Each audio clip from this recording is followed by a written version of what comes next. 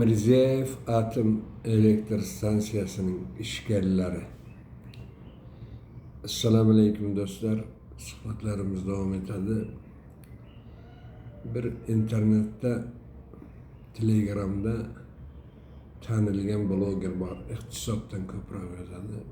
Ammo juda ma'lumotli, ilmli gaplarini dalil bilan aytadigan bir bloger. Vatandoshimiz Olimjon Bakirov.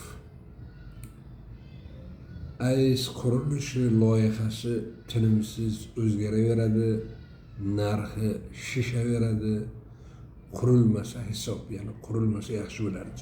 Nimaga? Loyiha o'zgarib boryapti. Nima bo'lishi noma'lum. Buni kim qaror berdi o'zi? Putin keldi, Mirziyoyevning uyida 3 kun yotdi, nima bo'lgan bo'lsa bo'ldi o'sha yerda, ikkalasi kelishdi, bo'ldi. Ne O'zbekiston xalqidan so'raldi, ne parlamentdan, Oliy Majlisdan so'raldi, hech kimdan so'ralgan. Putin bilan Mirziyoyevning o'zaro kelishgan narsasi.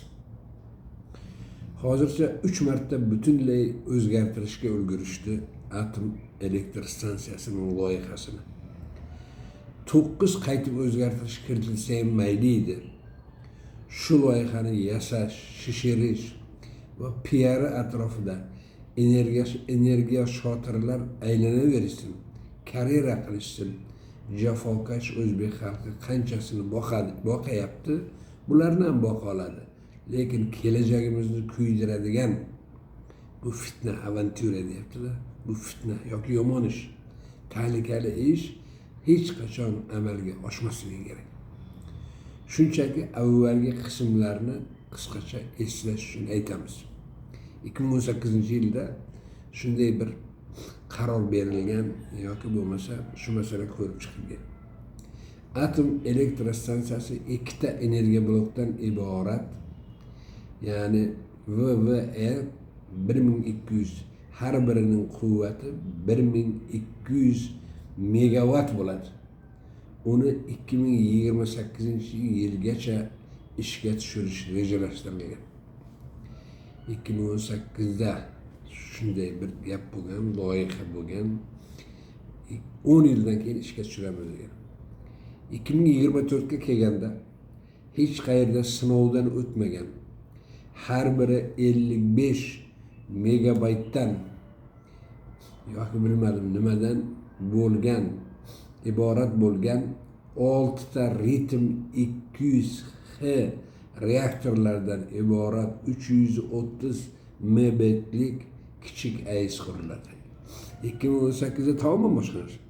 2014 ga kelganda bu endi Mirziyoyev o'sha Putin kelganda Mirziyoyev bilan uchrashganda o'sha o'zgartirilgan qaror. 2024. Ya'ni kichkina 6 ta ritm 200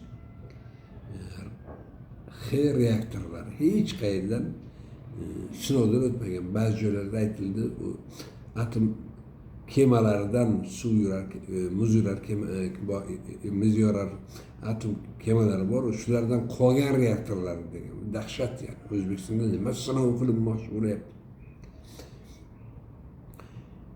Va 6 ta shunday reaktor quriladi degan. Birinchi energiya blok 2027-yilda ishga tushiriladi. Endi bu yil 2025da nima bo'lyapti, mana yana o'zgarish bo'lyapti. 2 ta VVR 1000 reaktorlari va 2 ta ritm 200H reaktorlari negizida kichik va katta quvvatli atom stansiyalar quriladi. Hech qayerda yo'q bunaqa. Hech qayerda. O'zbekistonda bir atom o'yin bo'lyapti-da O'zbekistonning ustida. Bu hech qayerda sinalmagan yani. Putinning bunga vaqt ajratishga vaqti yo'q. Mirziyoyev bilan kelishdi, ketdi. Pul shu demak masalasida berdi, mana qarang. Darvoqe bu energiya avantyuraning, ya'ni energiya o'yinining, bu shunday o'yin emas. Atom energiya o'yinining qiymati avval boshda 11 milliard dollarlik deb baholangan edi. Hozir hech kim bilmaydi. Norasmiy manbalarga ko'ra narxlar havoda o'sishda va shishishda davom etyapti.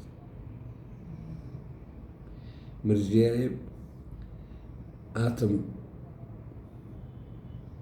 elektr stansiyalarining muammolari, oradagi qitmirliklar, o'yinlar, hech kim hech narsa bilmaydi nima bo'layotgan. Faqat Mirziyoyev biladi, Putin biladi. Lekin xavfli tarafi shu. İki tarafta ham ishlar korrupsiya bilan. Rossiya bir joyda diktator bo'lgan ekan, hamma yoq korrupsiya bosadi. Rossiyaning katta generallari korrupsiya bilan qo'lga tushyapti urushda. Qolganlarni qo'yaylik, vazirlar, u yoq, bu yoq hammasi o'sha Rossiyaning mashhur yozuvchisi aytganki, Rossiya nima desa, yolg'on va poraxo'rlik. Oldindan Lermontov aytgan o'sha yuvuqsiz Rossiya, iflos Rossiya deydi, yuvilmagan degani iflos bo'lib qolib ketgan. Endi bir tushuning, atom elektr stansiyasi masalasida pul bilan, pora bilan, firibgarlik bilan qilinadi. Kimning ustidan? O'zbekiston xalqining ustidan. Alloh qo'rsin xalqimizni.